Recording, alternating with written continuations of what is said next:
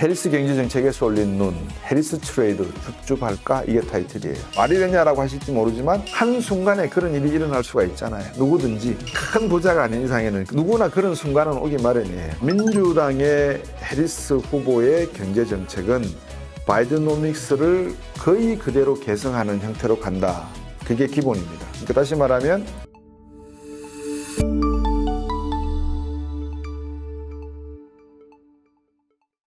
안녕하십니까. 어스 얼라이언스와 함께하는 곽수정의 경제단판 곽수정입니다. 제가 경제단판에서 다른 분들과의 채널과의 차이점은 뭘까라고 고민해봤거든요. 영미 씨, 다른 채널과 차이점이 뭐예요?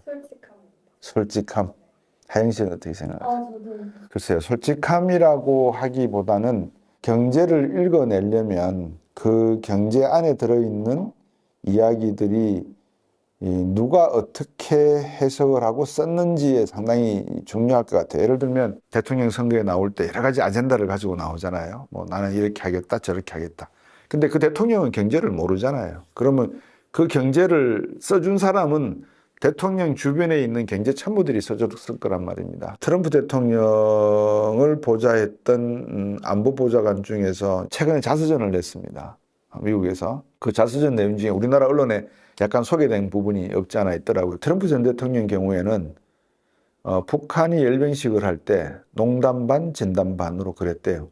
야, 저것들 다 쓸어버릴까? 이런 말을 했다는 거예요. 그 장면을 보면서 저렇게 가볍고 지정학적인 요인을 고려하지 않는 저런 발언들을 하는 대통령이 어떤 대통령일까라는 고민을 많이 했다는 거예요. 그러니까 이제 최근 트럼프 대통령을 진영을 한번 보세요. 어때요? 특징을 발견하셨나요, 여러분들?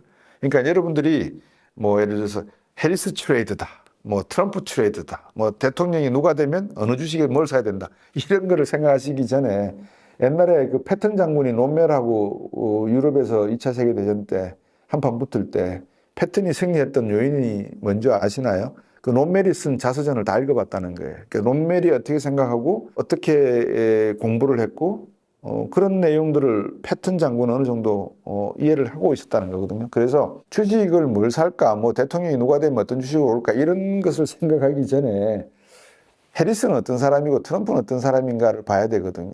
그러면 제가 간단히 설명드릴게요. 트럼프는 아무도 못 믿어요, 이제.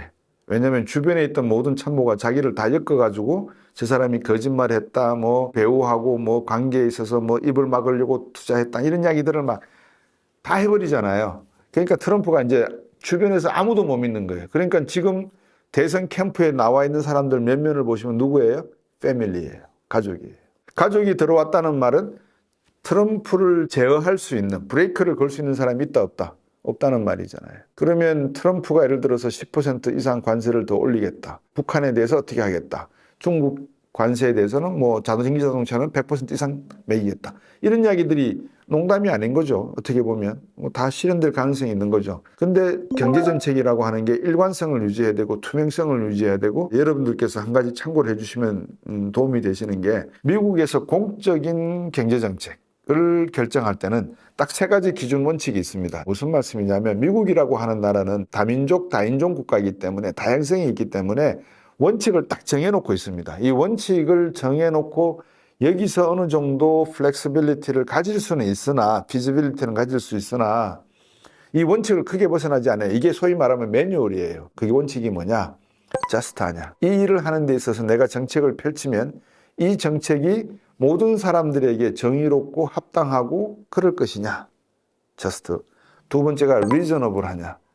합리적이냐 이 뜻이죠. 이게 합리적인 정책 결정이 되냐? 그 다음에 세 번째가 affordable입니다. 다시 말하면 내가 이 정책을 펼치면 많은 미국 국민들이 이 정책을 따라올 수 있겠는가? 예를 들면 전기값을 인상했다. 그러면 이걸 인상한 값만큼 미국 시민들이 낼 수 있겠는가? 뭐 이런 내용들이에요. 그래서 just, reasonable, affordable 이 세 가지 기본 원칙이 퍼블릭 폴리시의 핵심이다 이렇게 놓고 보시면 돼요. 그러면 금리 정책, 재정 정책, 뭐 해외 우크라이나 전쟁 지원 정책 이런 모든 것들은 퍼블릭 폴리시잖아요. 프라이빗 폴리시가 아니잖아요. 국가에서 행하는 정책이니까. 그러니까 이 정책에 세 가지 just, reasonable, affordable 이 세 가지 원칙을 딱 놓고 봤을 때 해리스하고 트럼프 중에서 누가 더 이 원칙에 가깝게 움직이겠느냐 놓고 보시면 뭐 아시겠죠, 그죠? 그래서 제가 자꾸 말씀을 드리는 게 미국의 지식층과 중상층들은 이제 75일 정도, 70일 정도 남은 상태에 미 대선을 놓고 누가 더 투명하고 합리적이고 우리가 이해할 수 있는, 어포더블 할 수 있는 그런 정책들, 대내외 경제 정치 정책들을 펼칠 것인가를 이제 고민할 것입니다. 그런데 제가 자꾸 해리스 쪽으로 확률을 높게 두는 이유는 지금은 트럼프도 강합니다. 지지율이. 왜냐하면 미국도 마찬가지로 고령화 사회 베이비 부모들이 이제 은퇴를 하고 있기 때문에 미국도 나이 드신 분들은 상당히 보수적인 성향이 강하거든요. 그러다 보니까 어느 정도 보수적이냐면 제가 곁다리로 맥도날드 햄버거 집에 갔어요. 커피숍 가면은 왜 냅킨 푹푹 뜯어오잖아요. 제가 아무 생각 없이 냅킨을 이렇게 잡히는 대로 푹 뜯어가지고 아침 먹을 때 에그 머핀 먹을 때 가져갔어요. 그러니까는 그 일하는 할머니예요. 근데 그 할머니가 이렇게 오시더니만도 저보고 이 냅킨 다 쓸 거냐고 물으시더라고요. 그래서 제가 글쎄 잘 모르겠다니까 내가 볼 때는 한 2장이면 되지 않겠니? 그러시더라고요. 그래서 나머지는 가져가가지고 다시 꽂아 놓으시더라고요. 그만큼 미국도 연세 많으신 분들은 젊은 세대가 보시기에는 이거는 물자를 아끼는 거지만 그래서 그런 행동이나 행태가 보수적이다 이 말씀입니다. 그래서 이제 그런 의미에서 놓고 보면 나이 많은 분들이 많기 때문에 트럼프의 지지도도 나름대로 강하다. 이렇게 말씀드릴 수가 있는데 이제 중산층 입장에서 놓고 보면 방금 말씀드렸던 세 가지 기본 원칙에서는 아무래도 해리스 쪽이 조금 더 유리한 점이 있다라고 보고 있기 때문에 저는 51대 49로 아마 민주당이 가져가지 않겠는가라는 말씀을 드리고 제가 여기에서는 보여드리지 않았는데 지난번 강연 시간에 제가 그 그래프를 하나 보여드렸어요. S&P 500이 역대 대통령 때 어떻게 됐는가 를 보여드리면서 S&P 500 지수는 대통령의 경제정책에 의해서 좌지우지된 게 아니라 지정학적 요인, 생각지도 못했던 사건에 의해서 크게 출렁거린 적이 더 많았다. 3분의 2의 확률로 많았다는 말씀을 드렸습니다. 그러면 이제 해리스 트레이드라는 이야기에 대해서 조금 더 제가 이제 좁혀 들어가면 민주당 경제정책 헤드라인이 어떻게 나오냐면요. 월스트저널에서 어떻게 해리스의 경제정책을 평가했냐면 제가 읽어드릴게요. 해리스 후보의 정책은 가격 통제와 같은 대중영합주의를 내세우고 있다는 평가가 다수다. 여기서 중요한 것은 대중영합주의입니다. 제가 뒤에서 설명을 드릴게요. 그러나 이와 관련하여 다음과 같은 두 가지 사실에 주목할 필요가 있다. 첫 번째, 해리스 진영의 정책은 가격 상한제를 원한다고 공개적으로 밝히지 않았다는 점. 두 번째, 가격 통제의 방법은 다양하며 많은 선진국에서 이러한 접근이 효과를 발휘하고 있다는 점. 특히 해리스 진영의 가격 규제는 식품 및 연관 산업에 집중될 것인데 이는 미국 식료품 산업의 독과점화가 심화되고 있기 때문에 그렇다. 다시 말하면 식료품은 중산층, 제가 저번 시간에 말씀드렸던 10분위로 나누었을 때 빈층, 중산층, 부유층 이렇게 나누어 봤을 때 식료품 가격의 상승은 가장 중산층의 영향이 크다라는 말씀을 드렸죠. 인플레이션이 발생했을 때. 그래서 이제 미국 자본주의가 현재 과거에 비해서 불공평성과 비효율성이 증가하고 있기 때문에 해리스는 무역 또는 무역 보조금과 같은 여타 부분에 대해서도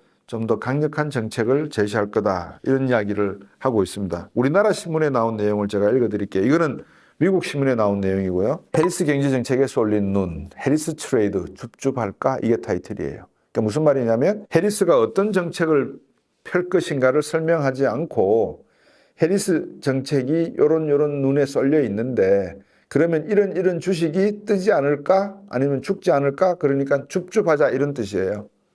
이해되시죠? 그 다음에 하루 앞으로 다가온 미 민주당 전당대회 해리스 트레이드 본격화되나 해리스는 대통령 후보 설악을 통해서 미래와 중산층 살리기 위한 집권 비전을 제시할 것이다.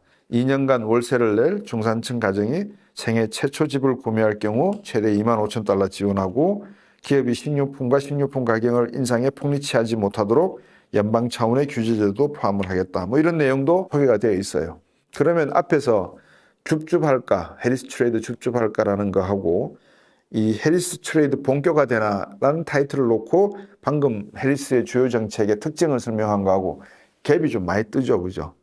무슨 말씀인지 잘 모르시면 제가 설명을 드릴게요. 민주당의 해리스 후보의 경제 정책은 바이드노믹스를 거의 그대로 계승하는 형태로 간다. 그게 기본입니다. 그러니까 다시 말하면 바이든 대통령이 추구하던 점진적인 미국 경제의 회복 정책을 그대로 가져감으로 해서 가능하면 시장에 충격을 주지 않고 시장에 어떠한 문제가 있다는 점을 정확히 분석한 다음에 연준과 재무부를 통해서 이 문제를 해결하겠다라고 하는 게 해리스의 기본이고, 그 본질은 어디에 있냐 그러면 미국 경제의 양극화가 갈수록 심해지고 있는 것 같더라. 예를 들어서 10%, 상위 10%가 미국 국부의 74%를 가지고 있고, 앞으로 팬데믹 이후에 좀 더 조사를 해보면, 학자들이 조사를 하시겠죠. 애프터 코로나 이후에 양극화 문제를 보면은 이게 74%에서 77%로 올라갈 있을 가능성이 크다. 이런 말 아니겠어요? 그러면 이제 이런 양극화의 불평등성이 과연 미국이 말하는 자유주의. 제가 안타까운 것은 미국 같은 곳에서는 어떤 하나의 이 정책이 나오면 이게 역사적인 철학이 그 뒤에 백업이 되거든요. 여기서 말하는 미국 시장의 자유주의 또는 우리가 자유시장 경제 체제, 이때 말할 때 그 자유라고 하면 루즈벨트 대통령이 1940년대 이야기한 네 가지 자유, 제가 저번에 한번 소개시켜 드렸죠. 빈곤으로부터의 자유, 공포로부터의 자유, 언론의 자유, 종교의 자유. 이 네 가지 자유를 freedom of speech, freedom of religion, freedom from poverty 이런 말씀을 드렸어요. freedom from horror 뭐 이런 말씀을 드렸는데, 여기서 이제 공포로부터의 자유라는 것은 전쟁이고요. 그 다음에 빈곤으로부터 자유. 여러분 잘 아시는 미제라블에 나오는 그 장발장의 그 자유는 어떤 차이가 있는지 구분하실 수 있으세요? 양극화 관련된 이야기입니다. 쉽게 말씀드리면 제가 옛날 한때에 관악에 살 때 은행 잔고에 한 3,000원 정도밖에 없었어요. 근데 이렇게 올라가는데 붕어빵을 굽더라고. 겨울이니까 붕어빵을 구워요. 그래서 이제 붕어빵을 사 먹고 싶어서 현금을 찾아야 되는데, 현금을 찾으려고 3,000원밖에 없다는 걸 제 머릿속에 인지를 하고 있으니까 3,000원이 다 없어졌어요. 그 사이에 또 누가 빼가지고 갔는지. 그 3,000원도. 그러니까 돈이 한 푼도 없는 거예요. 그 붕어빵 냄새 여러분 생각해 보십시오. 겨울에 그 추운 날. 근데 그거를 못 사 먹고 올라가니까 얼마나 제가 배도 고프고, 그죠? 그게 자유예요. 그게 바로 장발장이 가지고 싶어 했던 자유예요. 그러니까 빵을 사 먹고 싶은데 사 먹지 못하잖아요. 우리가 쉽게 생각할 때 돈이 없으니까 못 사 먹지.